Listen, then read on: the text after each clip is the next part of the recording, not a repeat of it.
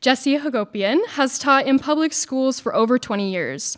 Hagopian serves on the Black Lives Matter at Schools Steering Committee, organizes for the Zinn Education Project, and has founded the Ethnic Studies course at Seattle's Garfield High School. He's been an editor for Rethinking Schools magazine and books such as Black Lives Matter at School, Teaching for Black Lives, and More Than a Score. Dr. Ayva Thomas is a P-12 education and systems leader and beyond her local community. She's been a speaker, panelist, and thought partner for events like Zinn Education Project's Teaching for Black Lives campaign, the City of Bothel's DEI work, and the City of Kenmore's Juneteenth celebration. Wayne Au is a dean and professor at the University of Washington Bothell School of Educational Studies, and he is an editor for the social justice teaching magazine, Rethinking Schools. Au's most recent book is An Asian American Radicalization and the Politics of U.S. Education. Please join me in welcoming Wayne Au, Dr. Ayva Thomas, and Jesse Hagopian.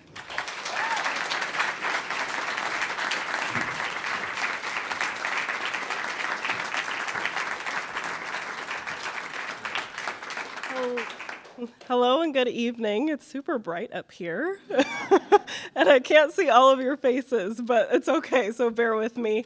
My name is Ayva Thomas. I work in a preschool through 12th grade education setting. I am a younger Black woman in a senior leadership position, and I feel like the reason that I am where I am is because I didn't let outside voices bring me down or suppress me, but I tried to listen to and channel the voices of my ancestors and of my community and who I knew that I was from my own self-definitions. And I think that that body of work and that ideology is underscored in Jesse's book through truth. And so I just want to situate a little bit the state that we're in these current times and how I think Jesse's book is a testament to engaging in resistance and engaging in radical imagination and Black freedom dreaming from a Black man himself who positions himself as a community member and leader, but also as an author and activist. So in these times, we know that there are some national things happening, but that DEI is not our way to liberation, and it never has been. We have to continue to engage in justice and actively engage anti-racist thought, ideology, and action and practice. As Fred Hampton reminds us, theory without practice ain't S-H-I-T. Jesse underscores that in his book. We also depend on the people to see and lead us, not on any institution, organization, or government entity. People have always channeled our uprisings and strength through each other and through the organization and communities that we've built, from plantations to the carceral state to education systems and classrooms. We also have the right to stay on offense. Nipsey Hussle talks about in some of his lyrics the fact that we don't have to play defense all the time. We get to stay on offense, and we get to claim who we are through affirming who we are and affirming and loving one another radically. We also have a moral obligation to teach the truth. That comes from our own internal moral compasses, but the compasses that our ancestors channeled so long ago, but that led to the ciphers of today. We must draw on the strength and knowledge of our ancestors because our ciphers are here. Our ancestors carried messages forward from the way that they braided their hair on plantations and mapped out escape routes to the ways that we've authored books and stories within our classrooms today. We will also not shrink to fear, but stand tall in our own self-affirming definitions of who we are because we have the right to do so. Sorry, my voice, I'm getting over a cold. But I think Jesse does a really brilliant job describing his ancestors and giving an ode to his ancestors at the very beginning of his book, and he titles it A Promise to My Ancestors, and he talks about the labor that they put in and that he discovered over time and is still unpacking those histories still today, but also the visions that they left and carved out the path for him to be where he is, to be able to have the knowledge and skill set and expertise to be able to author and narrate such exquisite stories of our time. The state of our schools is one that looks different depending on what state or school district you're in. I'm glad that we're situated within the Pacific Northwest and that we don't get a lot of our funding from federal dollars, but that a lot of it comes from state and local dollars. But that looks different because we know that there's class struggle and there's racism that intersects with class struggle among lots of other forms of oppression. And so the state of our schools can look different depending on what our students look like. So there's this notion of mirrors and windows and that our students deserve representation. And just like our white students need to see people and authors and people who look different than them, our students of color need to see individuals who reflect their own identities, from educators to leaders to their peers and to what they see in books. But we know that there's an attack on books right now through book banning, and that our students are continuing to organize and fight back. And so we've seen this kind of shift in youth over time from them trying to take a back seat and sit down and put their head down in their classrooms and try to seek that education elsewhere, to standing tall in who they are, knowing that they get to not just ask for change, but demand change, and to pull up seats or to even create tables that have not yet been created. They're doing that actively in our schools, and I just want to celebrate that truth. We get to set ourselves free by beginning with the truth, and Jesse talks about what truth means and what that looks like within an educational context.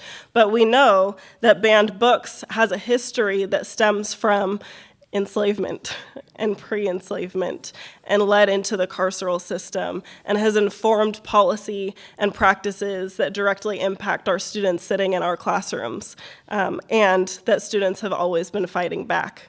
We see the impact of systemic and institutional racism play out in our classrooms, but also in the ways that students interact with one another, and also in the ways that educators can interact with students. It's all connected. We set ourselves free through education, and one that is critical, not uncritical, and that's situated in love and care, so drawing on bell hooks and the idea of the beloved community. One that is representative and affirming, but also knowing that it's one that doesn't just stop at representation, but that it also is unapologetic in nature and is justice-driven. And lastly, we set ourselves free in action by standing on the business of our truth, by building community and organizing and mobilizing. So I just want to say thank you to Jesse for his body of work that he has mapped out, and I think that it comes at a very timely moment within our nation and in our community. So big round of applause to Jesse.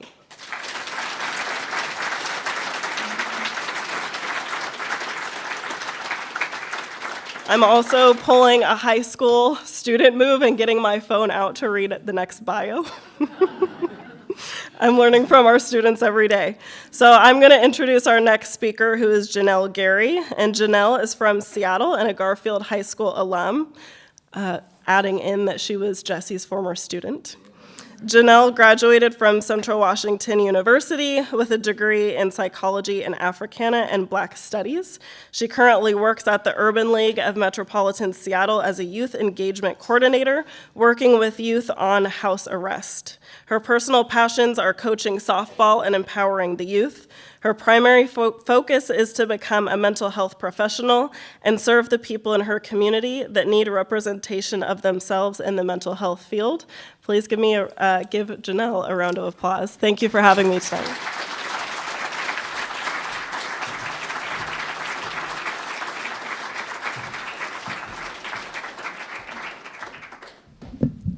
All right. Hello, everyone. It is bright. Wow.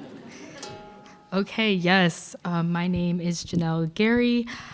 Mr. Hagopian was my teacher at Garfield. It feels like way back, but not really. 2019, I think COVID messed things up for me a little bit time-wise. But I also just want to talk about a little bit of my testimony. I think a lot of times when we talk about an anti-racist lens, we really don't see the people that it affects. And I was one of those people. If it wasn't for Mr. Hagopian and being part of his ethnic studies class, I wouldn't be the person that you see right in front of you. So if you guys don't mind, I'm just going to share just a little bit about my story and how it relates to his book. So I was fortunate enough to be part of Mr. Hagopian's class in ethnic studies. It was the first year it was implemented at Garfield High School. So I was able to learn at an early age what it means to be influenced by someone that looks like you. Sadly, many of my peers who weren't able to have that privilege to be a part of that class weren't able to understand themselves, and they weren't able to discover things until later on with vital life lessons. The struggle for anti-racist education is essential because it involves sharing truths and untold stories while addressing systematic racism within educational institutions. Personally, receiving an education through this lens has profoundly impacted my life and shaped my aspirations for my future career. I believe I am an example of positive impact of anti-racist teachings. Not using anti-racist approach has a severe impact on students of color. When they feel excluded from the curriculum, it often reflects on them negatively. I know through my experience being in AP and honors classes, I would always dread having to go in there. And the only time I actually felt like myself is when I was in Mr. Hagopian's class. Because of this lack of representation, it can lead to disconnection and disengagement in school. Oftentimes we see our youth and we wonder why the kids of color aren't doing well in those classes, but it's really because they don't see themselves and can't identify with their teachers. And because of that, it also impacts on their self-esteem. I know for myself growing up, dealing with self-esteem as a young Black woman, it's really hard trying to navigate who you are, and being able to have those safe spaces of Mr. Hagopian, myself and other students were able to use our voices and create a group called New Generation. And basically we're able to hold an assembly within 24 hours after Charlena Lyles was killed by Seattle police. So teaching without an anti-racist approach limits also critical thinking. And I think because if we didn't have that class, my friends and I weren't going to be able to get together to actually critically think about how the shooting of a Black woman actually impacts us, not only in Seattle public schools, but also globally. You know, oftentimes living in Washington, we do have the privilege, but also we kind of have the disprivilege of, you know, sweeping things under the rug. And I think oftentimes living in such a liberal city, we just think those things still can't happen to us, when in reality that they can. So moving on to my next thing that I would like to say about Mr. Hagopian. In 2019, we were able to learn about Colin Kaepernick and how he was able to take a knee. And because of that, I was on the softball team, and we decided to follow footsteps of the Garfield football team and the volleyball team, and we did organize and take a knee. So that is something that has been proven. Yes. That is something that has been proven and shows what it's like to understand your history and what's also going on in the world. Lastly, I just wanted to add that teaching with an anti-racist framework not only helps students gain a better understanding of race, but it also fosters a deeper understanding of themselves, regardless of their race or ethnicity, by centering around experiences like the ones that I talked about. And these experiences not only will amplify their voices, but also empowers those students to express how they feel with past, present, and issues that will happen in the future. The importance of anti-racist education is its ability to create more of an inclusive and equitable society within and outside the classroom. These principles are things that I learned and that I continue to teach the youth that I work with that are on house arrest. So I would just like to thank Mr. Hagopian again for being a light in my life and also helping me be a confident Black woman that I am today.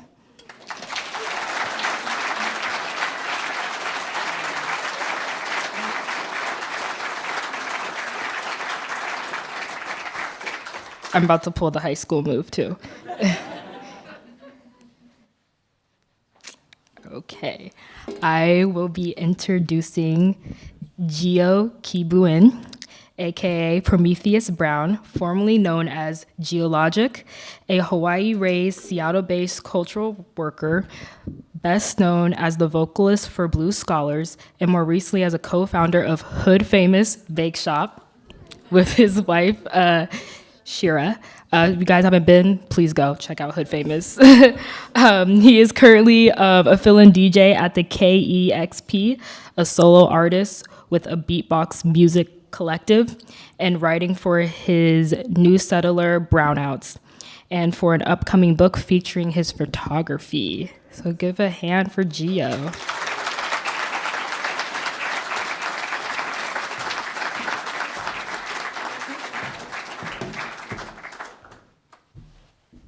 I'm wearing tinted glasses and it is still bright. Thank you for the intro.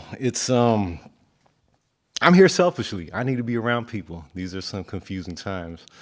And like Ayva said, playing defense. Feels like we've been playing defense our whole lives. And we know that defense wins championships. At the same time, how much longer do we gotta do this? I stepped away for a little bit from the path that I was on as a writer, as a storyteller. Actually, that's inaccurate. I stepped away from the familiar role that I had as a vocalist, as a musician, but I continued to tell the same stories through food and through community spaces. And I had a reckoning during the pandemic, as a lot of people with creative energy do, where it felt like the time is now. So this is something I wrote during the pandemic with a little bit of my thoughts over the last few months. So allow me to not introduce myself. My name is very colorful. Ride with the tribe who protect the most vulnerable. Really live the lives we've been living in these lines, plus the lives that we tried to get what the labor provided to the establishment, underwhelmed and highly intelligent, but overstimulated by the present state of things. Regardless of who president, them bombs continue to rain. You heard the old saying, puppets, strings, fucking us for gain. But we the ones who imagine something better because we have to. There's no alternative. When you the subaltern who altering the passages and patted on the head for being so articulate and told that this language ain't your own, but still killing it. Bringing it back to life with the slang, the pidgin, they displace the indigenous, but they can't replace rhythm. And we the ones walking around with the drums in our head trying to drown out the ism. They found out what we found out when we was infants. Sundance in Mauna Kea, Haka in Dakota. The last people leave first. First people show up and I show them that I hear them and I pass the story on. And I hope y'all do the same when I'm gone. Because I'm an elder in training, staying allergic to the hype here. I am my ancestors' worst fucking nightmare. But trying to do right and raise up their wildest dreams. So I'm back. And if you need me but can't reach me through the screen, I came to pass the torch. Now we take a walk with the youth, the students, and everybody after them who's destined to surpass us, because it takes more than one generation for some multi-generation shit to happen. Simple math, right? So I'm trying to listen to the youth and listen to my elders. Listen to myself, my ancestors and descendants. Listen to the ocean and the sky try to tell us all, slow down even if it feels antithetical. When everything is urgent, and urgency requires us to choose fight or flight at every moment of our lives, because there's real soldiers who defend their right to live, and these other so-called soldiers taking land and calling that shit self-defense. And the rest of us, we just want this all to end.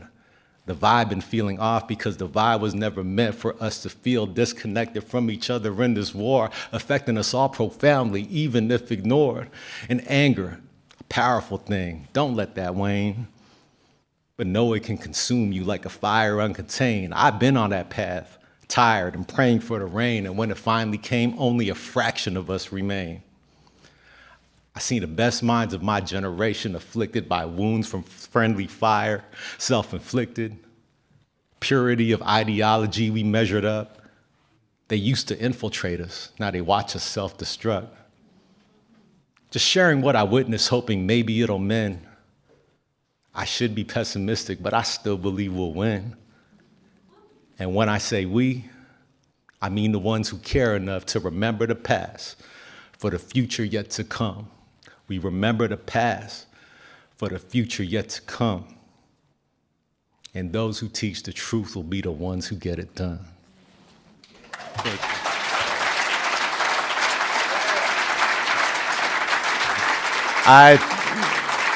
Before I go, I just want to say the path that I came up through. I didn't put it in my bio, but I also came up through, I'm a UW ethnic studies major. And that is the path that brought me to community art spaces, to open mics, that sent me on the path that eventually went through the whole music thing and then got me on this stage. And along that journey, I marched alongside Jesse before he wasn't even a teacher. I'm one of the few people that get to say that.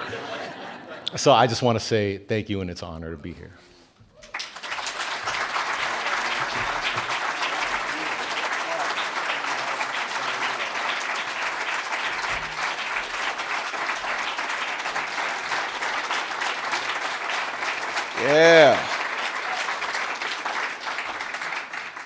Yeah, thank you so much. Incredible way to launch this event. The hours I spent writing this book just paid off. Appreciate you. Good evening, everybody. Let me first just say, wow, seeing all of you here tonight gathered for the first time to launch this book, Teach Truth, is an absolute joy. It's a real honor. And I want to thank Town Hall. I want to thank the Seattle Public Library that helped sponsor this, and Haymarket Books that published the book. And I want to say that this book isn't just mine. I think it belongs to the movement. It belongs to educators and students and parents and caregivers and organizers and activists and artists and truth tellers who inspire me every day with their defense of honest education and their struggles for liberation. And tonight I'm especially grateful for the folks who started this program. Thank you so much, Ayva and Janelle and Gio, and we'll be inviting Wayne up after I do some readings to have further conversation. And I couldn't do any of this work without their brilliance and courage, and I've learned so much from all of them. And I also just want to thank my family, my parents, and my son Miles, who's here, and my wife Sarah, who I write in the acknowledgments. You are the harvest moon, who is the source of light in darkness with the power to move oceans. I'm profoundly grateful for your loving partnership and our intellectual engagement, without which this book would not have been possible. So thank you.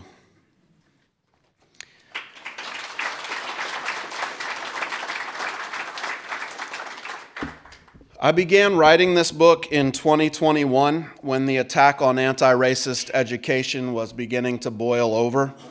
And as I began writing the book, within a couple of weeks, my dad, Gerald Lenoir, made a stunning discovery that changed my life forever and our family's. He found out which plantation our family had been enslaved on in Morgantown, Mississippi, and in Lawrence County, Mississippi. And it gave context to me, to the lives of my great-great-grandfather, Thomas Lenoir, and his wife, Laura Lenoir, who was born in 1844 and died the year my dad was born in 1948. Laura Lenoir birthed 15 children, including my great-grandfather, York Alonzo Lenoir, who became a teacher and a principal. And if I can get it to, there you go, that's Laura Lenoir, was enslaved there in Morgantown, Mississippi. And after discovering the location of the plantation, I knew I had to get down there and feel that land that my family had been bound to. And so we immediately bought plane tickets to go down, and then the Delta variant of COVID surged and we had to cancel our flight. And then we bought another ticket, but my dad had a stroke, and we had to cancel it again. Then we were about to go again, and I got COVID, which turned into particularly debilitating long COVID. And my brother also wanted to go, but he has a really bad fear of flying and wasn't sure if he was going to make it. But eventually, in June of 2023, we finally just couldn't wait any longer. And despite all of us in different states of not being very healthy, we just had to go. And we found the land. We got to go on the private land. There's no sign like you might have, if you've been to Germany, I hear there's signs that mark where all the concentration camps where people were murdered and horrific crimes were perpetrated. There's no sign marking. You just have to spend your life finding out where it is. And we were able to get there. And the man who owned the land allowed us on his land and showed us where the gravesite was, where our ancestors buried each other. And I count these moments among the most precious of my life. We held a ceremony for my ancestors there at the gravesite where one headstone was still there. And I read a letter to my ancestors that is the preface to my book, and I want to read that letter to you all now.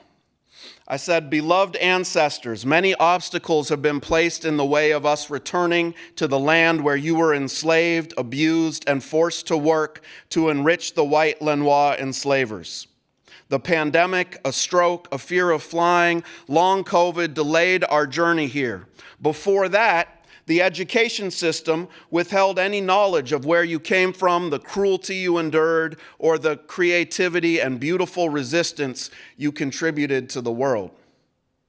The system of white supremacy used many tactics to deceive us and prevent our family from making this pilgrimage to where you were held captive and denied manumission. Despite many obstacles and the plots to hide this place from us and deny us knowledge of this land and your existence here, we have found it. Your family has returned to claim you. We have returned to the forced enslaved labor camp that was politely referred to as the Lenoir Plantation. We have returned to the place where you no doubt spent endless hours picking cotton and tobacco with the promise of the lash if you slowed down or refused. We have returned to the site of unspeakable horrors. But we have also returned to the place where you all dared to live.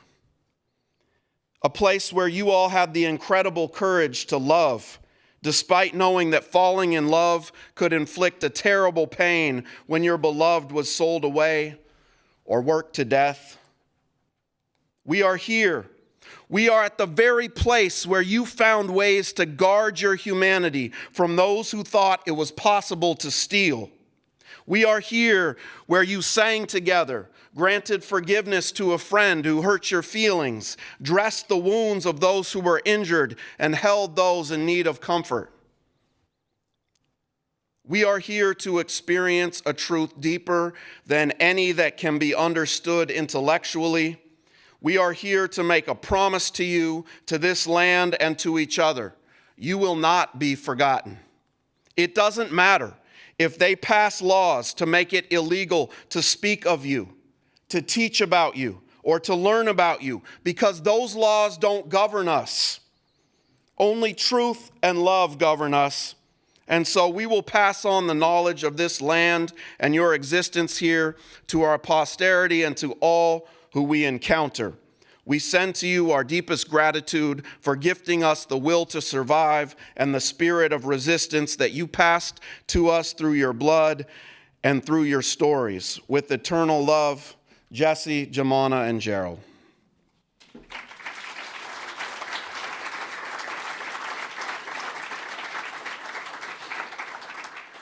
After reading that letter to my ancestors, we knelt on the ground to be closer to our ancestors who lay beneath, and I really felt their love just washing over us. And this book is really my promise. It is my confirmation of the promise that I made to my ancestors that their story would not be forgotten. And I see teaching the truth about my ancestors as both an act of remembrance and an act of rebellion against a system that would rather we all forget what happened. So part one of my book is titled Disremembering, where I discuss the concepts of the violence of organized forgetting, that concept that Henry Giroux developed, and the related concept of Boaventura de Sousa Santos called epistemicide, the annihilation of ways of knowing, and also a related concept I developed in the book called educational arson, where I trace the history of book burning, school burning, and which has led to the burning of people as well. Part two of the book is titled Remembering, and it looks at the great struggle that is rising up called the Teach Truth movement. And I delve into a concept I developed in the book called the radical healing of organized remembering, which I'll try to get to before the end of the evening. So I want to read a couple selections from both parts of the book tonight. And, you know, it's incredible what's happening in the country today. I call the efforts to ban books and ban honest history truth crime laws because they criminalize educators who teach honestly about history. And astoundingly, almost half of all public school students today in the United States go to a school where their teacher is mandated to lie to them about U.S. history, about race, about gender, about sexuality. It's illegal to teach the truth to almost half of all students in the U.S., whether that's a statewide ban or a citywide ban or a district ban. And the fear of retribution for teaching the truth has created a chilling effect that's so cold that a recent study revealed that 2 out of every 3 teachers in the United States self-censor, right? They report self-censoring discussions on race, gender, identity, and sexuality in their classrooms. And the laws have become so over the top, so draconian, so absurd that really only The Onion can properly capture the moment we're in. Teacher fired for breaking state's critical race theory law after telling students she's black. The Needling also nailed it. Florida bans the letters LGBTQ from the alphabet. Yes, as absurd as this is, the reality is more absurd. In Florida, they banned the dictionary because, after all, the word sex is in there. Racism is in there. There is literally a school district that banned the dictionary. The reality is far more absurd. I want to read to you from my passage where I describe what I call truth crime. We are bearing witness to an era in which teachers who allow students to learn about racial disparities stemming from the legacy of slavery and segregation can be charged with what I call a truth crime. A truth crime is any act of honest pedagogy in a jurisdiction where truthful teaching has been outlawed. A truth crime is enforced disremembering. A truth crime law, then, is one that makes lying to children obligatory and effectively renders honest educators as truth criminals. The goal for the enforcers of truth crime, in the end, is to make committing a truth crime literally impossible because there will be no one left who learned the honest history and therefore no one left to teach it. This requires rewriting the past so that it appears to justify the dramatic inequality that exists today, so that it impedes the ability of those who have learned the revisionist history to imagine a future without oppression. That's their goal. And I want to give you a sense of what these truth crime laws are about. So I'll read from another section here. Truth crime laws have been used to ban thousands of books in districts around the country, a great deal of them written by Black, brown, or LGBTQ authors.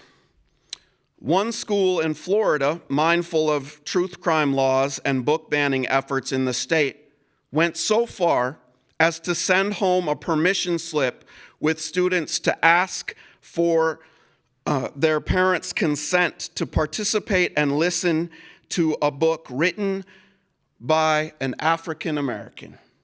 Yes, you read that right. Students had to get permission to read a book by a Black author, and this didn't happen in 1824, in 1924, but in 2024. Laws have been written to threaten librarians with extensive jail time for distributing books that provide accurate information about gender and sexuality, and police have been interrogating school librarians about their book collections, as I explain in Chapter 2. The hysteria has gotten so bad in the last couple years that school board members have even threatened to burn books, and there's been at least one large public book burning that's occurred in the country since these truth crime laws were passed. To give you a sense of just how off the hinge the attack has gotten.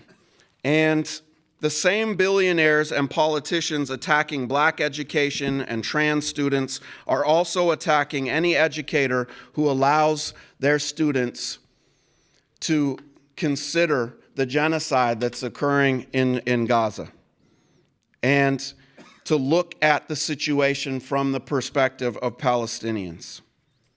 So I want to read to you again something that came out of Florida.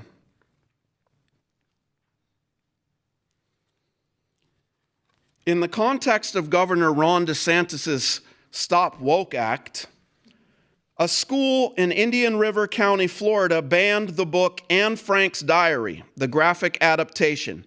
A 2019 retelling of the diary of Anne Frank wrote while hiding out for 2 years with her family during the Nazi occupation of the Netherlands. In addition, DeSantis directed his independent Department of Education to ban 2 textbooks about the Holocaust.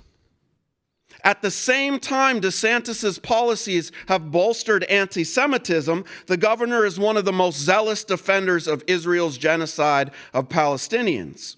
For example, he has called for banning Palestinian refugees from entering the United States and boasted that he personally sent weapons and ammunition to Israel from the state of Florida to aid the destruction of Gaza. Additionally, despite his outrage over cancel culture, DeSantis banned the Students for Justice in Palestine on Florida's campuses. And this aligns with the larger trend where the right suppresses educational initiatives that aim to honestly confront anti-Semitism while unequivocally endorsing Israel's attack on Palestinians. This support for Israel isn't rooted in genuine concern for the Jewish community, but rather it serves to bolster the Israeli state as a strategic ally to the United States in the oil-rich Middle East. Now, I've talked a lot about Florida, but let's be clear. Truth crime policies are not just in Florida. They're not just in the South. They're not just in red states, they're all across this country. In California, a state that's never, we've seen such wild things, it's hard to say never, but I don't think they're going to pass a statewide ban on Black history in California. And yet, 110,000 students in California go to schools where the same laws that were passed in Florida were passed in their school district, right? In Washington state, we have 3 school districts that have passed the same laws that Florida has that ban an honest telling of U.S. history. We have, in this book, I detail one educator from this area. I don't know if Crystal Vispris is with us tonight. Is Crystal here? I'm here. Hey, Crystal. Let's connect afterwards. Your story's in here. And, you know, Crystal was teaching in a school in Sammamish, Washington. And I wrote about what happened to her after she taught the truth about the January 6th attacks and that they were connected to white supremacy. And so this is in our backyard. Let's hear what happened. The following October, Crystal learned from her school administrators that a student had made a secret recording of that lesson without her consent. The video, along with complaints about her Black Lives Matter flag in the classroom, was sent to a particularly bellicose local right-wing radio host. At this point, Crystal went from lamenting the difficulty of teaching the truth about race to her students to fearing for her physical safety, emotional well-being, and career. Quote, "It hit me then that I'm going to be doxxed on social media. What do I need to tell my parents? I was scared for my life." Even though the vast majority of her students loved and supported her, Crystal decided she had to take a leave of absence and make preparations for when the radio host turned his mob of uncritical race theorists on her. This is what's happening in school districts all across the country, even in blue states. And I call them uncritical race theorists. These are the people that are trying to pass the truth crime laws, and I believe the concept of uncritical race theory is vital to understanding race, the history of race, and also the current political era we're in. I want to explain to you what I mean by uncritical. We've heard a lot about critical race theory. I want to explain what I mean by uncritical race theory. In the cacophony of today's political discourse, debates about CRT are ubiquitous. But what is not discussed and what I believe must be studied is uncritical race theory. Uncritical race theory is the term I'm developing here to define systems of belief that unquestionably subscribe to prevailing views on race that reinforce existing racial power relations. Uncritical race theory denies that racism exists at all, or it maintains that racism primarily victimizes white people, or rejects any systemic or institutional analysis in favor of an interpersonal explanation that understands racism as only sporadic or merely the product of individual bias. Uncritical race theorists position themselves as neutral, as objective, as unencumbered by ideology or a theory of race, when in fact they have a highly developed theory of race, even if they are unaware of its origins or the full dimensions of their theory. To be clear, uncritical race theorists would never refer to themselves as such because it would divulge that their opposition to CRT and every other anti-racist framework is not anchored by research or historical inquiry, but rather is the result of unsubstantiated and unmoored theories that sink under the most cursory examinations.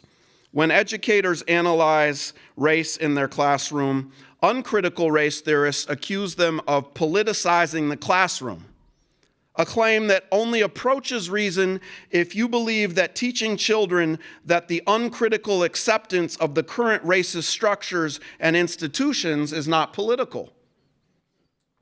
Describing people who accept status quo beliefs about race as uncritical race theorists, I believe, is important because it helps us underscore that the people opposing anti-racist education aren't actually rejecting theory about race altogether. They're merely trading one theory for another and trying to hide their theory of race behind a smokescreen. They have a highly developed theory of race, but they would prefer the underpinnings and origins of that theory go unexamined.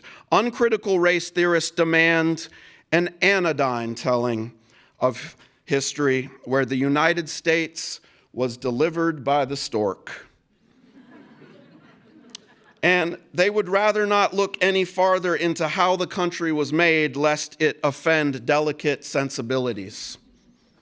They tell themselves that America doesn't fornicate, doesn't cuss, or brawl, or drink, or abuse, or exploit, or lie, or cheat, or steal. But as James Baldwin reminded us, people who shut their eyes to reality simply invite their own destruction. And anyone who insists on remaining in a state of innocence long after that innocence is dead turns himself into a monster. It is important to understand that uncritical race theory is used by liberals and conservatives who both often advance narratives of colorblindness or post-racialism in their meager attempt to explain how race functions in society. In this way, the term is useful for pointing out the overlap between liberal and conservative ideas. That's the disremembering, but I want us to spend a little bit of time understanding that there is an incredible movement that is surging across this country. And it can be hard to see because the mainstream media does not benefit from interviewing teachers who are fighting back, interviewing students who are organizing rallies, interviewing educators who are clandestinely teaching the truth despite the law around the country.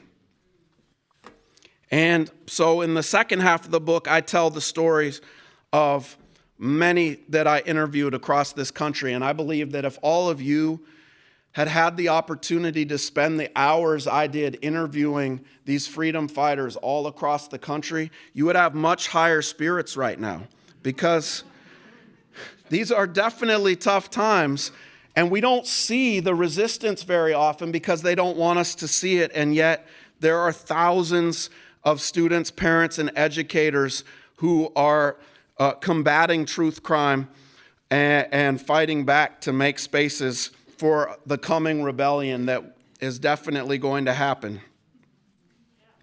So, yeah, I want to give a shout out to the Seattle Public Library that joined this struggle. They have the Books Unbanned campaign. Their Books Unbanned campaign allows teens and young adults aged 13 to 26 living anywhere in the U.S. to access the entire catalog of books and audiobooks and ebooks, an important contribution to the struggle that was first started by the Brooklyn Public Library. And this year we're organizing the 5th annual Teach Truth National Day of Action, and everybody is encouraged to join us. We've been having an incredible movement across this country. Those are some of the many cities that participated last year.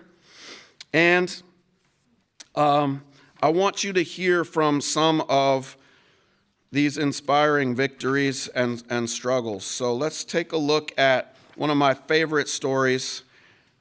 There's a teacher named Amy Donofrio in Florida who was fired. She was the first teacher probably in the country fired with one of these truth crime laws.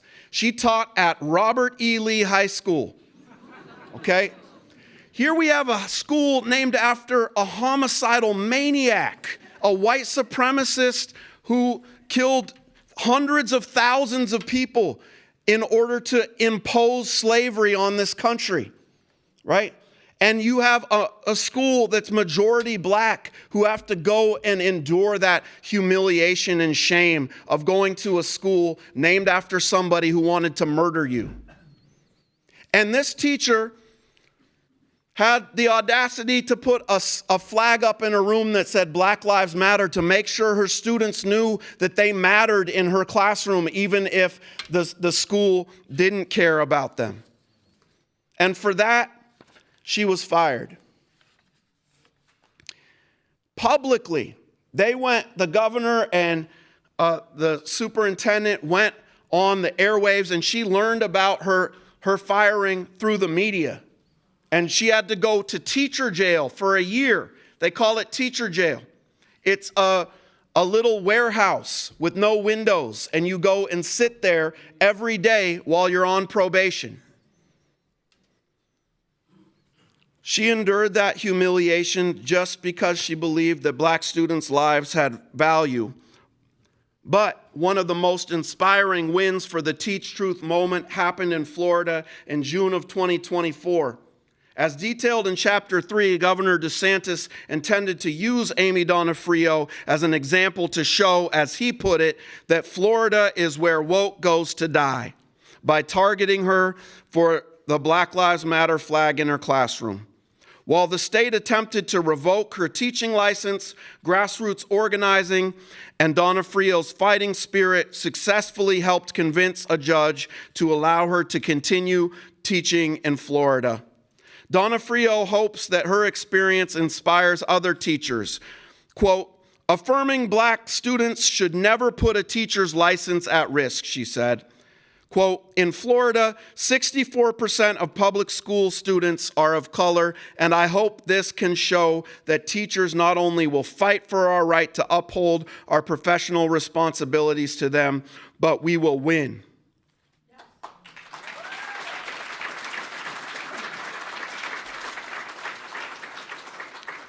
I want to conclude by talking to you all about the need for the struggle for what I call the radical healing of organized remembering. And to me, that is the alternative to the curricular violence that so many of our BIPOC students are subjected to. I propose we care for those harmed by the violence of organized forgetting with what I will call the radical healing of organized remembering, ROAR. The radical healing of organized remembering identifies collective efforts in education, but also in social movements to uncover purposefully concealed historical lessons that are vital to recovering from historical trauma and building healthy struggles for justice. Trauma is not only inflicted by physical acts of violence, but also by the erasure and distortion of historical truths.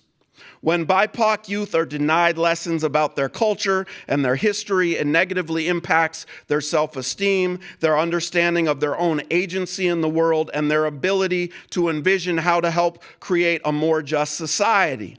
The ROAR emphasizes the importance of reviving knowledge that has been incapacitated by epistemicital attacks through facilitating collaborative efforts between schools, social movements, and communities to learn historical truths that have been obscured or denied.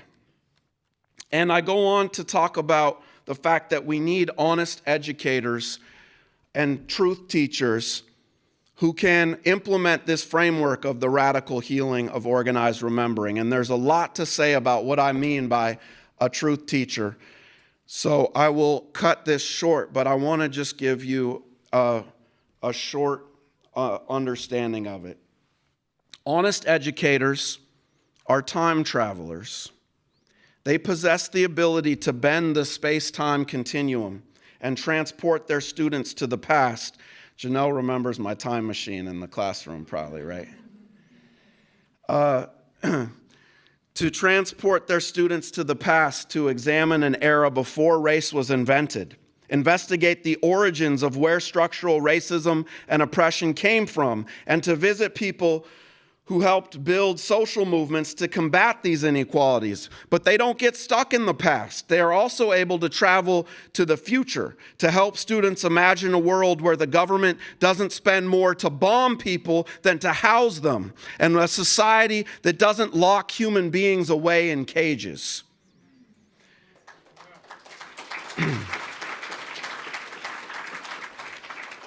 Truth teaching isn't only an intellectual endeavor, but it's also an emotional one. Honest educators are guided by love. Commitment to truth-telling lays the groundwork for the openness and honesty that is the heartbeat of love, writes Bell Hooks. Truth teacher Cornel West has observed, quote, justice is what love looks like in public. I would add that truth teaching is what love looks like in the public schools. Martin Luther King Jr. centered love in the building of social movements when he imparted, quote, "Our goal is to create a beloved community," right? And that's still our goal today. So I'll end with these words from the conclusion of my book, and then we'll bring Wayne up and do some Q&A. There have been many names given to the destination of those seeking relief from racism and oppression. The poet Phyllis Wheatley, who had been enslaved and kidnapped from West Africa before gaining her freedom and becoming the first African-American author to publish a book of poetry, she called the destination deliverance. Quote, "In every human breast, God has implanted a principle which we call love of freedom. It is impatient of oppression and pants for deliverance." The great gospel soul band, the Staple Singers, simply called the destination a place in their hit single, "I'll Take You There." And they told us that in this place, no one would be smiling at us while they lied to our face. Martin Luther King called the destination the beloved community. The Black Panther Party called the destination socialism. As member Assata Shakur put it, quote, "Capitalism meant that the rich businessmen owned the wealth, while socialism meant that the people who made the wealth owned it." Stevie Wonder called the definition higher ground, and he invited us in his sonically soaring refrain to keep on going until we reach it. This higher ground is not an isthmus with only room for a few. There is room for everyone, and you're all invited there. Thank you.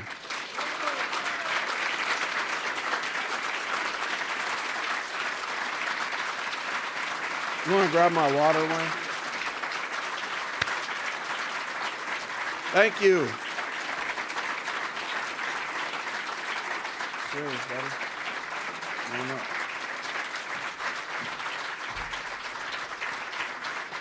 Yeah, thank you. So appreciate you all being here. Really excited to continue dialoguing with Wayne. We're going to grab some seats here, and I'm going to catch my breath. All right.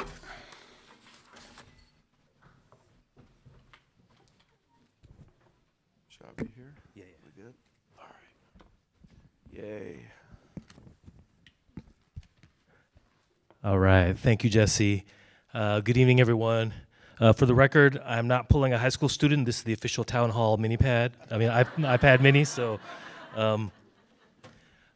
Jesse, it was wonderful to get to watch you to read, think about the stuff. I found myself reflecting a lot on our own history, right? I was like, man, we've been friends almost 15 years. We've been friends, and we've organized together and written together and watched our kids grow up and, like, all this stuff. And it was just beautiful. Like, this book, I feel like, is in a way, like, the culmination of a lot of who you are, like, in a particular kind of way around the organizing and the racial politics and everything. And so I just want to thank you for the gift that this book is and just the beauty, like, just how beautiful it is, I think, both for you and for the world, and the timeliness, right? So I wish it wasn't so timely. Yeah, right? Honestly. I wouldn't mind selling a few less books if we didn't have a maniac getting ready to push truth crime all over the country. But I know it. Yeah, we'll get to that. All right. But so, just for the audience, what we're gonna do is, like, I have a few questions I want to ask Jesse, and then we want to open it up to the audience, and then that's what the iPad here is for too, as well, to take some questions from online. All right. So again, Jesse, I was just thinking about the activism and, you know, who you are as a teacher and educator, and you were talking a lot about, you talked some about, like, even here in the Puget Sound region, right, folks getting attacked and censored. And I know you've been attacked, and shoot, I mean, I went to go give a talk in California, and a school district canceled me the night before I was going to talk, right? Yep. So, like, in all these spaces, it kind of it's not just down south. It's like, it's these spaces are here too. And so my question for you is, you have a lot of like really exceptional stories of resistance in the book, right? These amazing educators who have really fought back under really, really difficult conditions.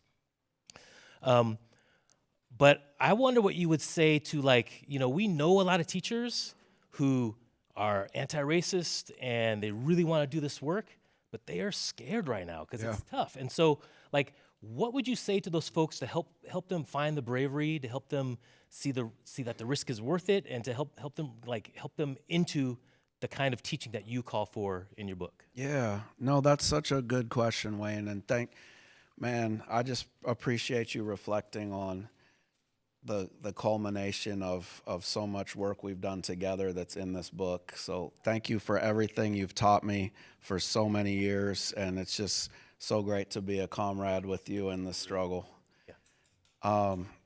Yeah, the risk is real. So I don't want to just glorify truth teaching and these sort of honest education can get you in real trouble, right? The story is filled with teachers who have been fired for doing this work, and teachers are in different situations financially with their families and have to weigh different risks they can take or not take. But I think that the best way to follow through on your convictions and continue to teach the truth regardless of what laws are being passed or what harassment is happening is to really study the history. Connecting with the history has helped me so much. People haven't really learned about Septima Clark, and if most educators had, I think they would have a whole different view on the work that they do, right? And Septima Clark was a black woman in South Carolina who was a lifelong educator and was called by Martin Luther King the mother of the civil rights movement. And she was fired from her job in South Carolina because she refused to quit the NAACP and refused to give up her civil rights activism. She didn't only lose her job, she lost her entire pension. So after 30 years of teaching, she now had nothing. Right? She gave up everything for the struggle. And then she got hired at the Highlander Center and went on to create the citizenship schools and consult with SNCC on the freedom schools. And, if you have that perspective that you are part of this unbroken chain of the black freedom struggle and social justice education from that time till today, and part of this struggle, then these sacrifices are part of building to something bigger. And if you don't have that perspective, it's really hard to be part of that. And that's why they're banning this history, right? That's why so many teachers haven't learned this history, because it would empower them to continue the fight, to know that, yes, Septima Clark was fired, and she helped to lead a revolution in the South that overturned Jim Crow segregation. Right on. Thank you. And so I take from that just like the idea that for teachers to really see themselves not as alone and not isolated, right, but really as part of these movements and have these actually strong connections across history and time, that they represent these other things, and they can take strength, right, in being part of that. It's like the struggle has to be collective, but I want us to think about also linking arms with people in the past, right? And that, yes, they're not there, but I mean, they give me a lot of inspiration, and we have to link arms with people right here. And that's where the radical healing of organized remembering, to me, that word organized is about the collective part. It's not just closing your door and teaching the truth in isolation, but it's about how you build networks in your school, in your school district, in your community. That's when you can stand up to these laws. Because if you're by yourself, you're an easy target, right? But the African proverb, sticks in a bundle are hard to break. Yeah, right on, right? You find you're not alone in real time is critical, right, in community.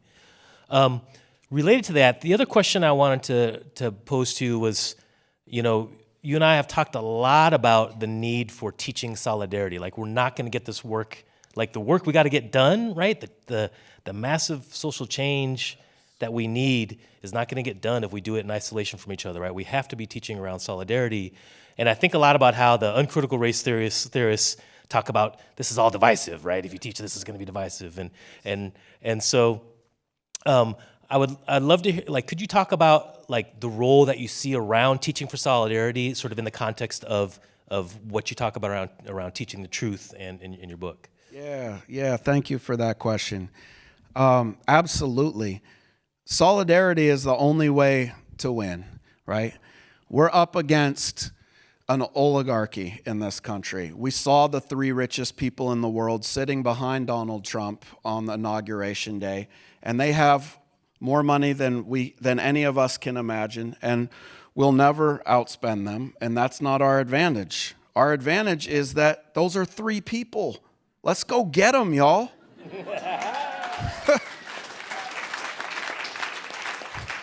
They don't stand a chance if the 99% links arms. We could spit and they would drown, right? Like, we got this, but the problem is we're divided by race, gender, sexuality, nationality. They use every way they can to divide us, right? That's what all these forms of oppression are about, to divide our solidarity so we're not working together to take back the wealth that we all produce. And so education can play a huge role in cutting through racist ideas that divide us, sexist ideas that divide us, transphobic ideas that divide us. Education can help us cut through those ideas to build real solidarity. And, you know, the uncritical race theorists say that our classrooms are all about shaming white kids, right? It's doom and gloom every day in our classrooms, and we're just there shaming white kids day after day. You know what? That's not their real fear. That's what they tell you on television. But their real fear is that we're empowering white kids. See? Because the white kids in my class learned about John Brown. The white kids in my class learned about the Grimke sisters in the abolitionist movement. They learned about Anne Braden in the civil rights movement. They learned about Howard Zinn, right? And they learned about anti-racist white people that want to link arms in a great uprising to transform this country. And that's what they're really scared about. That we're going to teach them about the possibility of building a real multiracial democracy in this country.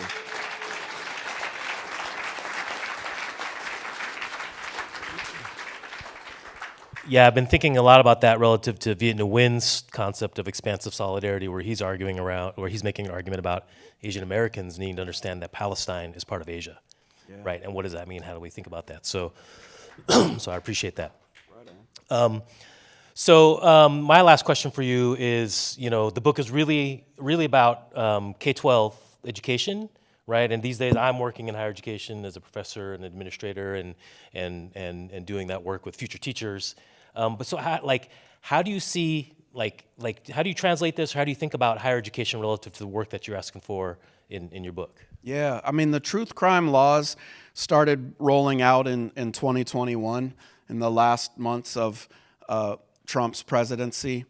And at that point, they were focused on K-12 education. And again, there was sort of, oh, okay, well, that's happening there. I guess if it's not on us, then it's fine, you know, and there was not enough solidarity between K-12 and higher ed.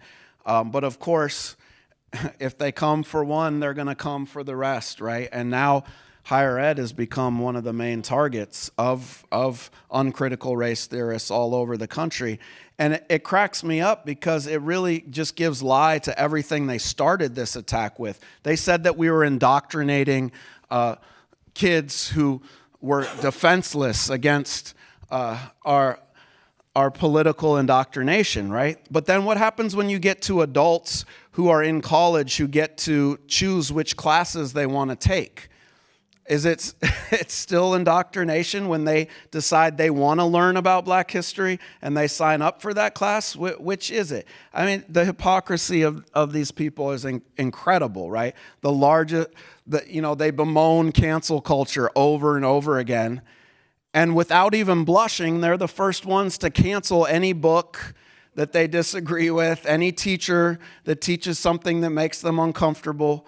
But yes, they are rolling out the attack first on DEI offices in every college campus. And as Ayva pointed out, DEI is not going to liberate us all, right?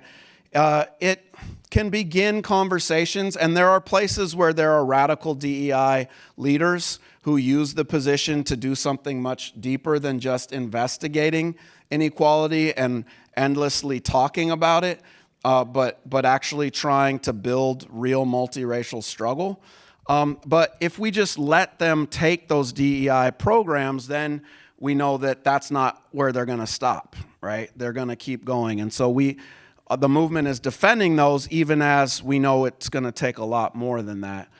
And there's incredible examples, like in Florida, of the new college where they brought in Christopher Rufo to help oversee this incredible college in Florida, which was a big problem. And for all, everybody, when they think of truth crime laws, you think Florida or red states, right? But Christopher Rufo ran for Seattle City Council, right? And he lives in Gig Harbor. Is he here tonight? Christopher, did you make it? Yeah, good. He didn't make it? Oh. I would have loved to just invite him up here and have a little chat. But too bad. But Christopher Rufo was the one that launched the truth crime. He launched the attack on critical race theory, right? He was the one who got on Fox News and challenged Trump in 2021 to eradicate critical race theory from the country. And then he was invited to the White House the next day, and this is where we're at. And now he's sitting on the board of New College. And they fired all the innovative education teachers there. And their aim is what they did at New College to now spread throughout the country. And that's what they'll do unless we rise up, unless we fight back, unless you all join me on June 7th for Teach Truth National Day of Action. We are headed to that kind of dystopia that you shuddered at in 1984. But there's another possibility, and that depends on what decisions we all make and if we're ready to link arms and fight back. Yeah, right on.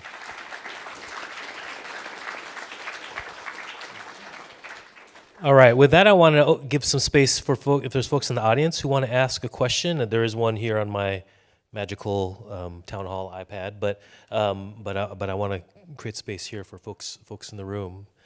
There's a mic up here, and as the house manager said, try and focus on asking a question, not doing a whole thing. So yeah, come on up. Hey, how you doing? How you doing? I'm good, thanks. Right on. Props to all that you do. A reporter or interviewer once asked Malcolm X what his alma mater was. He said books. Yeah. I was wondering, do you think, we, especially as Americans, put too much of a premium on education and the quality, whether we have a bachelor's or master's or PhD from Harvard or Yale or whatever? And then the other part of my question is, if you weren't in a formal school setting, would you still consider yourself an educator? Yeah. Great questions. First off, since I don't have a PhD, definitely doesn't mean nothing. No. What are you saying about me, Jesse? Right, yeah. No, I mean, yeah, I think that, yeah, Malcolm X didn't have a PhD, and he knew a thing or two. So we can use these letters to substitute for real knowledge, and we can also find radical professors like Wayne and study with them and learn a lot, right? So we have to figure out how to use those spaces when and where we can, but not pray to them, not bow down to that higher education system either. Mm-hmm. You know, I've taught for 20 years I started in elementary school in Washington, D.C., and then I came back here and taught middle school before I was laid off with the Great Recession. The banks got bailed out, and I lost my job the year my son was born. And that was scary, and then I got rehired at Garfield High School, and I taught for a decade there. But since getting long COVID, I haven't been able to be back in the classroom yet. So I'm not in the classroom, but I'm working with the Zen Education Project to do training. My job is I get to meet with teachers all over the country, mostly virtually, who are in study groups around the book Teaching for Black Lives that Wayne and Diane and I co-edited. And so, I mean, it's incredible to meet with teachers in Florida where it's illegal to teach the truth, where it's a felony, a 5-year jail sentence if you get caught with the wrong book in your classroom, right? And yet they're meeting every week, reading Teaching for Black Lives and practicing what Jarvis Givens calls fugitive pedagogy. Wow. Thank you. Right on.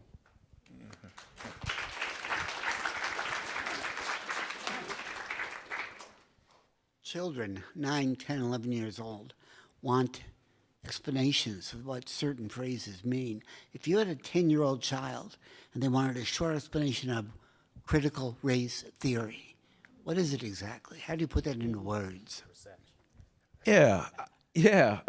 So I have a section in the book that explains critical race theory because what's hilarious to me about the discussion around critical race theory is that those attacking teachers for teaching critical race theory don't know what it is. And the teachers who are being attacked for teaching critical race theory never heard of it before the Republican Party started using it as a club, right? Very few, I should say.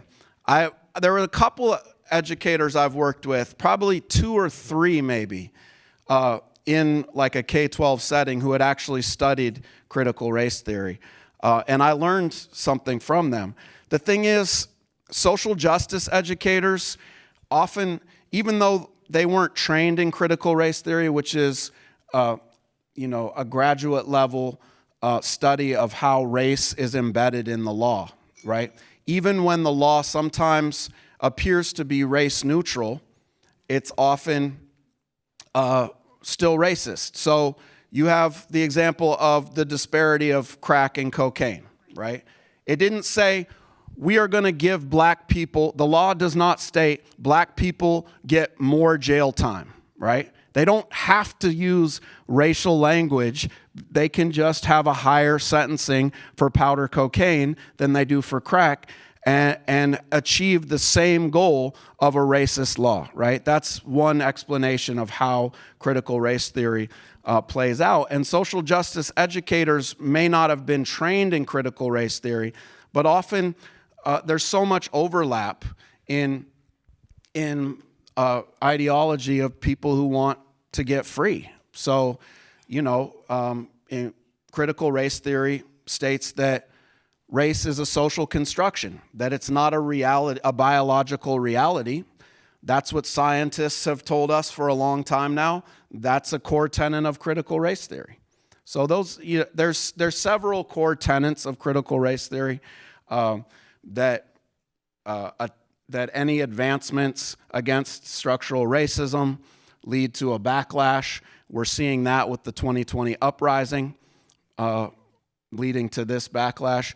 And I invite you to read more about it and bring it to your community. Well, bringing legality and the law mixed in with all of this is what really scares people, because they don't even know what the laws are. So if you match up those people with people who are aware of what's going on, there can be a real struggle. But if we educate kids, that struggle won't be nearly as bad as it might be. Agreed. No doubt. Thank you. Thank you so much. Yeah, there's another one up there. I got a couple here on my screen too. So, but go ahead and we'll. Hi. I'm going to break the rule. Hey, I'm not it's gonna Chris. ask the question. I'm going to say my name's Chris Pozaricki. I've taught many years and now retired. And I just want to thank the day that I met Jesse and his family. And I can't talk about how much I've learned, but I don't think I try to do what I learned from not just you, but that whole community. I just want to say thank you. Oh, Chris, it's so good to and see I'm you. so glad you're here, and I'm so glad you wrote this book. Oh, And I can't I'm wait so to hear glad what you be think of it. I love you. Love you too, Chris. Thank you so much. Chris taught at the greatest preschool in the world, Central Branch Preschool, and is my kid's beloved educator. Give it up for Chris and all the awesome preschool educators. We take a couple from the screen maybe here. Do you want to answer a question about the election? Let's do it. Let's do it. Okay. Let's go there. So okay, we're gonna go there. So someone posted sort of a two-parter, but it's like, how do you feel about white liberals blaming and shaming uncommitted voters for Kamala Harris losing the election? And their follow-up is, how do you like? See, it depends on how much trouble you want to get, and then who do you hold accountable for the election loss? So Yeah. want to do election? Let's It's go there there. for you. Let's go there. Yeah, I mean, when you run a campaign on, you say you stand for justice, and then you're sending billions of dollars to go bomb schools and hospitals, and then you want to go blame uncommitted voters who were like, I'm against bombing schools and hospitals. No, that's whack. That's just, I mean, you can do that when you get funding from billionaires. You can do that kind of thing, but it's laughable. It's a political strategy to lose, right? In fact, a study just came out that the largest percentage of people who changed their vote and said they weren't going to vote for Kamala were folks who were concerned about Gaza, right? And it would have been easy to get those votes. You just had to stop bombing schools, and you would have won the election, right? But they weren't willing to do that because U.S. imperialism is what they pray to, what they bow down to. And we have to change that. We have to build a different political movement in this country that refuses to choose between one genocidal maniac and the other.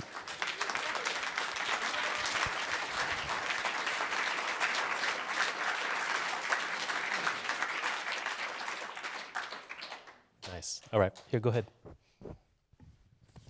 Thank you, Professor Hagopian. In your I'll take it. yeah. Save me the trouble of going to school for the PhD. I appreciate that. You're inspiration to many people Thank I've you, met man. here. But I grew up in Brooklyn, and I see a lot of the philosophies that you espouse to in the teachers I grew up learning from. So I wanted to ask, as an ally, someone who doesn't have any children or doesn't work in education, how can we stand with the movement to fight against untruth? There's a movement towards changing historical markers that celebrate the genocide of indigenous people on this land, and also the Confederate soldiers memorializing their celebrating them for the impact they had on this country. How can we also lay our life on the line, just like teachers do, by being an ally against the fight towards untruth, and how can, as a community, the philosophies you espoused in your book be tools for anyone, no matter what line of work or what place they find themselves in society. Yeah, thank you for that. So as you came in at the front table, there was a postcard that said, what was it? Organize, vote, and teach. Yeah, there's one. On that, so if you get that postcard, you can scan the QR code, and it'll take you to the Zen Education Project's Teach Truth page, and there's so many different ways to get involved in this struggle. You don't have to be an educator or a student or a parent or a caregiver. We need everybody, because everyone has a stake in what our students learn, right? When students have the history of the civil rights movement erased, it's a lot easier to get rid of the Voting Rights Act today when nobody knows how it was fought for or what it's about, right? All of the freedoms that people have fought for are so much easier to take away if we don't understand our history. And so we all have a stake in fighting for youth understanding history. And you can help testify at school board meetings. You can support school board candidates that are running and fighting for ethnic studies programs. We have the Black Lives Matter at School Week of Action that's coming up the first week of February. That started right here in Seattle in 2016 when a white supremacist made a bomb threat at John Muir Elementary School, Wayne Al's son's elementary school. While his son was there, they made a bomb threat at that school, and instead of just giving up to despair, the educators fought back, and 3,000 educators in this city went to school in solidarity with John Muir, wearing a shirt that said, "Black Lives Matter, we stand together." And ever since then, every year, the first week of February, we have Black Lives Matter at School Week of Action. So this year, we're going to have the Young, Gifted, and Black Student Talent Showcase that I invite you all to go to.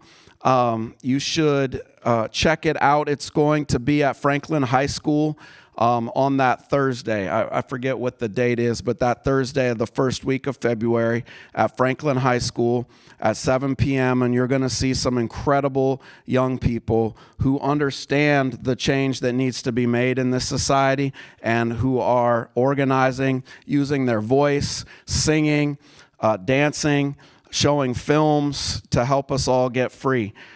There's so many ways to get involved. Join us on June 7th for the National Teach Truth Day of Action and help us build this movement. Yeah, that's the thing I always tell folks is like, the first thing is just show up. Show up, give your labor, give your support, and help people do the work they want to get done, right? So that's the first step always. Yeah. Thank you. Yeah. All right, come on. Hey, how's it going? Hello. Good to see you. Hey, good to see you. My name's Kaylia Baldwin. I met Jesse through some socialist organizing. And what really stood out to me about how you move and how you do your movement work and your organizing is your clear care about the people around you. You can see that by all these people who clearly care about you and who you have held friendship, community, relationship with. Can you talk about how giving examples of how you continue to do that as we approach rebellion and how you want to see others embodying that beloved community as we get towards a revolution? Wow. Thank you. So good to see you. Great. Always good to organize with you. Great. Thanks for being here. And that's such an important question, and it's one that I didn't start thinking about till way too late. And it's never too late. Now that's a core principle that I consciously think about. But in so many different political organizations and socialist groups that I work with throughout the years, the idea of how we care for each other wasn't really the main thing that we discussed. And yet, without learning how to build a community and build strong relationships, those organizations fall apart, right? And they can only last for so long. And so the work does have to integrate all. Yes, we're fighting against the 1%, and we're fighting against white supremacy and systemic racism and transphobia and all these forms of oppression. And we have to figure out, as we're fighting these systems, how we lift each other up and support each other. And I don't know. I mean, there's beginning to be more books and important works written about how to do that well. We all need to start, we should read those and work on it and continue theorizing about how we build strong relationships where we are caring for each other and where we can have disagreements without canceling each other, where we can have real political debates that can be fierce about the way forward, because there's so much on the line. Yeah, we're going to get passionate about it, but saving our vitriol, saving all that, let's save that for Elon Musk. You know what I mean? Let's save that for people who are hailing Hitler and destroying the climate, and use care and love for each other to build this movement to fight against them.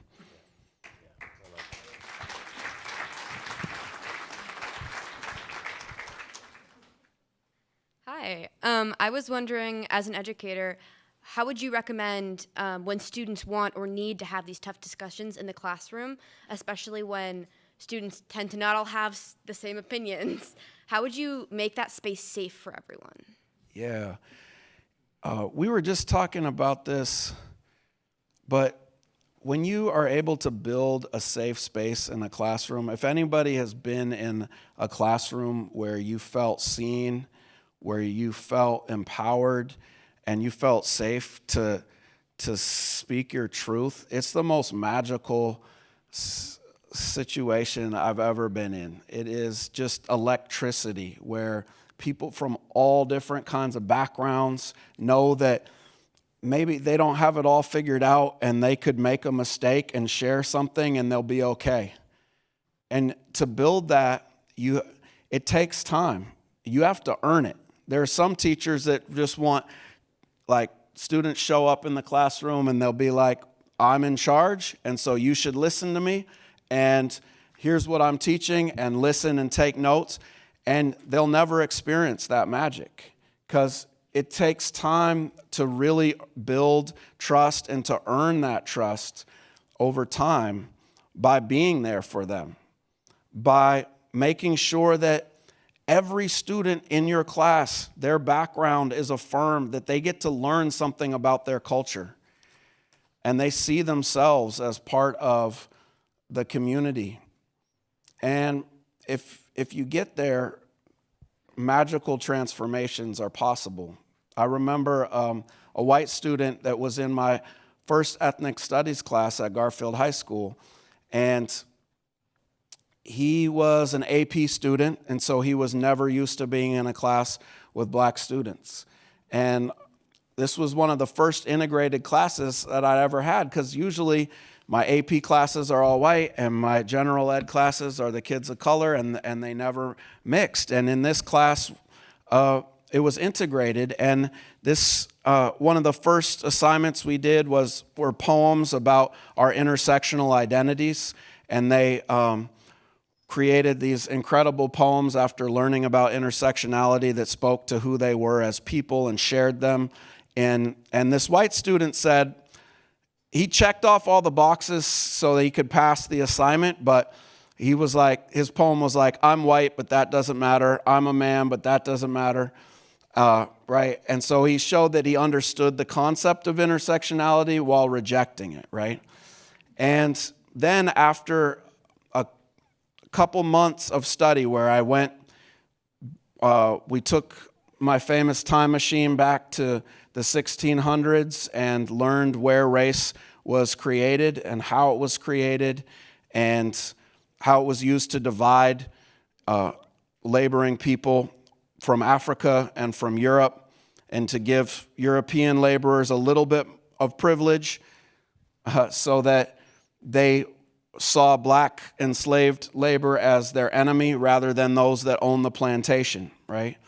And a light bulb went off in his head, and he realized that he wasn't part of the 1%, and that, in fact, his life would probably be better if he joined struggles against racism, and that his classmates' lives would be better too. And it was amazing to hear his next poem, where he started off apologizing to the class, right? That he hadn't taken the time to learn before he rejected what people said, right? The reason why he was able to have that growth was because I didn't come down on him and say, you're canceled, right? You don't get it. You'll never get it. You're white. It was like, yeah, you have a lot to learn, and let's go and learn it. And there is incredible things that can happen when we create spaces for people to learn.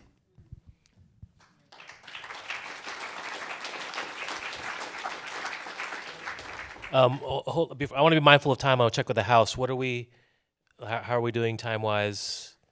Okay, yeah, I'm getting told we need to wrap it up. So apologies to the two folks standing there for questions. I think I want to make sure we're respecting folks' labor and space and expectations here. But again, please give another round of applause for Jesse. Thank you so much. Appreciate you so much.